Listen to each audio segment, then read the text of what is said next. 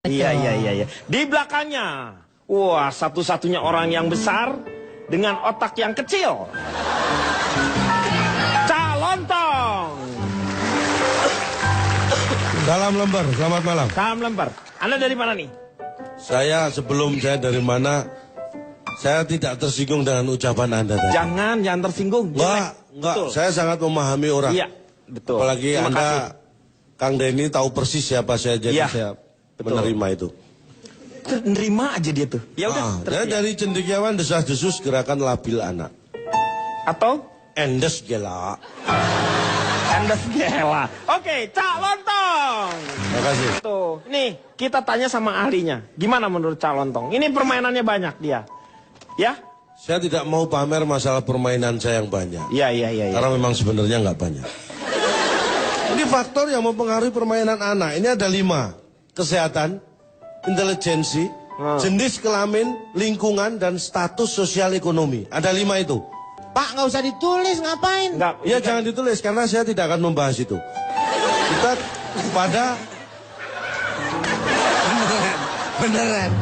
Itu, Pak. Ngapain ditulis? Beneran. Nih, Ari kalau yang di timur tuh banyak nggak batu-batunya yang agak gedean dikit? Kalau mau main-main, ayo. Main baku lempar-lempar itu. Itu jenis permainan tradisional. Iya, dilempar ke lu tuh batunya. Itu sudah bukan tradisional itu kalau itu namanya. Saking marah nih gua, batu ginjal gua lempar ke lu. Sayang, Pak, operasi dulu dong, Bapak. Bisa saya lanjutkan ya? Silakan. Karena dengan berkembangnya zaman, berkembangnya waktu, berkembangnya teknologi, terjadi perubahan yang besar pada masalah permainan anak. Ini bukan masalah kita membandingkan atau setuju tidak setuju. Masing-masing zaman punya permainannya. Iya.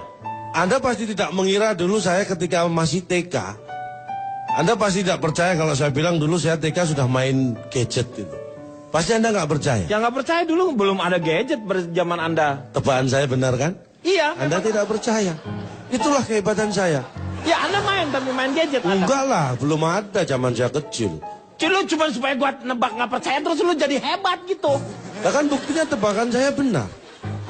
Apakah iya. tebakan saya salah? Saya yakin tebakan Anda juga pasti benar menurut saya. Apakah Anda percaya pada saat itu ketika menghubungi Gajah Mada kepada Hayam Wuruk memakai handphone? Saya sih yang percaya nggak Anda percaya? buat saya bukan percaya tidak percaya. Yang cerita siapa dulu nih? Saya barusan. Ya kalau karena Anda lebih senior saya percaya aja sih. Nah, kan tebakan saya benar, pasti Anda nggak percaya dong. Kan? Itulah bedanya. Anda dengan saya beda. Saya tahu psikologi. Ini pengaruh dari permainan dia masa kecil. Ini mempengaruhi sampai dewasa seperti ini. Saya bicara lagi nih. Kenapa sekarang banyak anak yang tidak suka dengan permainan yang bersifat outdoor? Ternyata ada dua penyebab. Ini pada anak. Penyebabnya apa itu? Pada anak TK dan SD yang saya survei ini ya. Penyebab anak SD dan TK tidak suka main di luar kelas adalah 1, belum bel istirahat. Ya.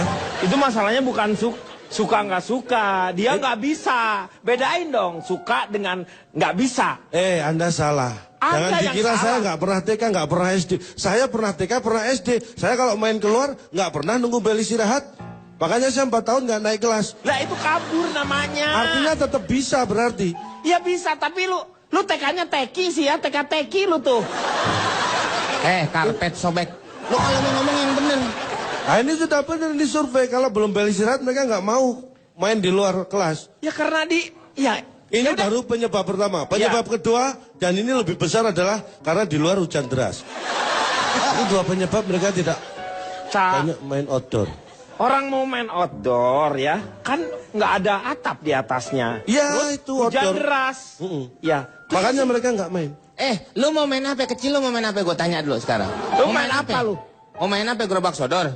Lu tunggu tsunami. Lu sehat main di situ. Ini kan kejam. Kalau tsunami kan pastinya surfing mainnya. Oke, kita beralih. Saya bukan hanya di Indonesia ya ini ya. Di Australia, negara tetangga kita beda benua itu ya. Perbedaannya jauh sekali. Jadi permainan anak di Australia dan di Indonesia itu perbedaannya jauh. 1 ya, anak Australia itu mainnya di Australia. Anak Indonesia main di Indonesia, jauh sekali. Anaknya Superman, mainnya di ujung awan. Lo mau ikut? Ya biarpun angkatan udara kan saya bukan berarti bisa terbang, Meng. Itu udah gue omongin, bapak lu gak bisa terbang. Makanya masa saya mau ikut Superman main di angkasa? Mikir dong, Meng.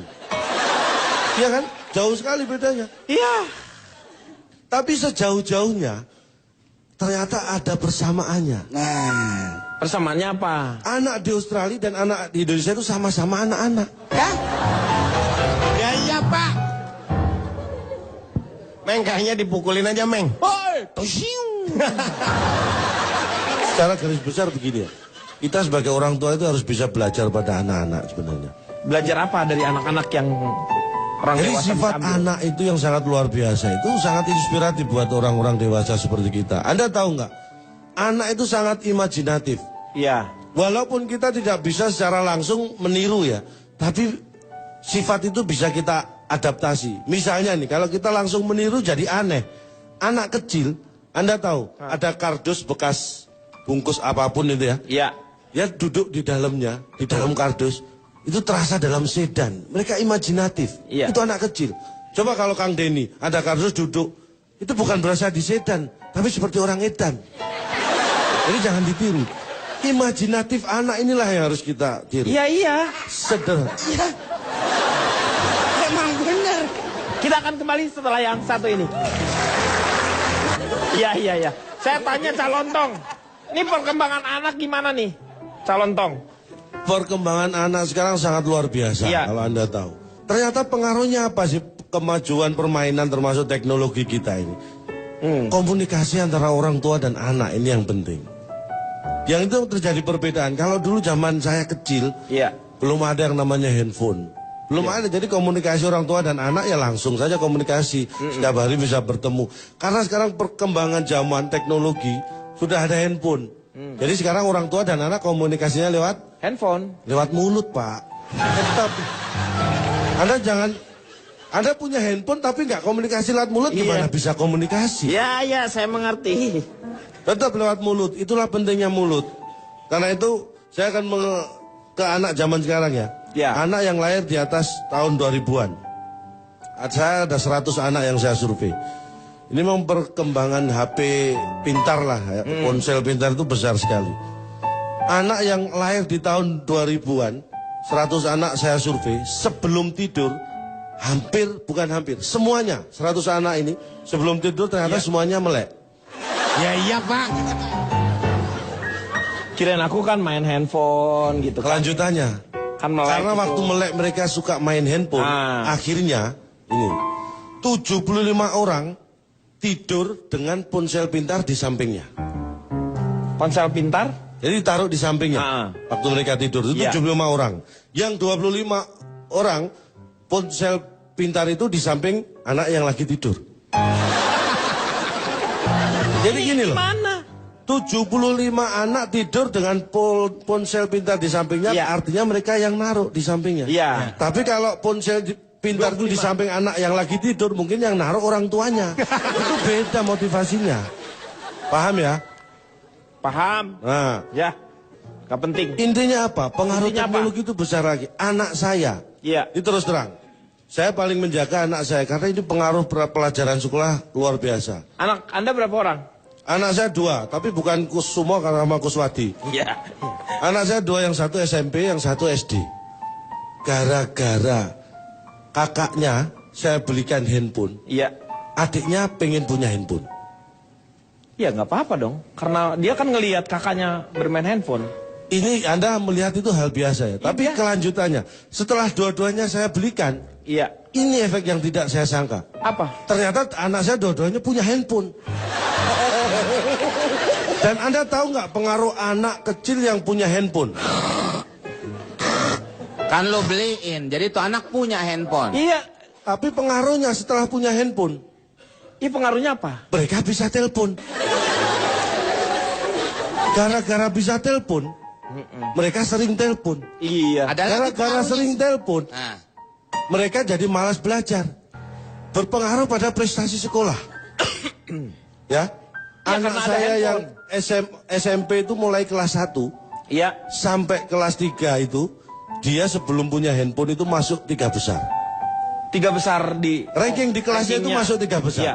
Tapi Setelah punya handphone, dia hanya juara 2 terus. ya berarti di antara 3 1 besar, dan Pak. 3. Tapi kan dulu fleksibel, kadang juara 3, kadang juara 1. Ya itu tapi nggak terlalu banyak, itu namanya stabil. Cak, kenapa Anda tidak mengajarkan anak-anak untuk bermain petak umpet? Bapaknya ngumpet tuh di septic tank. Lu nggak Tapi akan ketahuan. ceritanya sama dengan Pak Jarwo. Iya, kita akan kembali setelah yang namanya itu. Ya, Pak Dedi, saya Ya. ingin berpesan sekali lagi ya. Namanya perkembangan teknologi kita tidak bisa mengendalikan. Iya, Tapi betul. kita harus arif sebagai orang tua. Karena saya pernah salah dalam mengontrol anak saya. Nah, Dulu pertama kali keluar teknologi permainan, saya melarang anak saya untuk bermain sepak bola sama teman-temannya. Loh, Karena saya merasa sudah bisa membelikan permainan sepak bola di dalam rumah. Akhirnya saya menyadari bahwa anak saya kurang bergaul. betul, iya. Akhirnya itu hampir 10 tahun itu terjadi. Akhirnya saya menyadari itu, saya suruh anak saya sekarang main sepak bola di luar. Di luar. Tapi masalahnya teman-temannya sudah punya PlayStation, main di rumah sendiri-sendiri. Anak saya nggak ada teman juga di luar sendirian. Sama aja. Artinya jangan sampai terlambat seperti saya. Iya, itu kata-kata yang sangat bijak itu adalah itu sebenarnya. Makanya, sebagai orang Teknologi tua. itu tidak bisa Betul. ditahan. Makanya orang tua yang baik itu memang mengajari anak. Iya. Tapi orang tua yang bijak juga harus bisa belajar dari anak. Nah, memberikan paling tidak kita harus memberikan contoh. Gitu.